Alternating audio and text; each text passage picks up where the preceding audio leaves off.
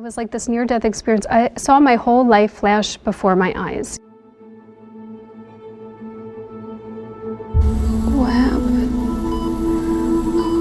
Right here, just like we're talking now. You know, something is very hard and difficult to put into words, but I saw my sins. I saw who followed me. I saw who followed them. I saw like the domino effect of what we do in life and how it affects people.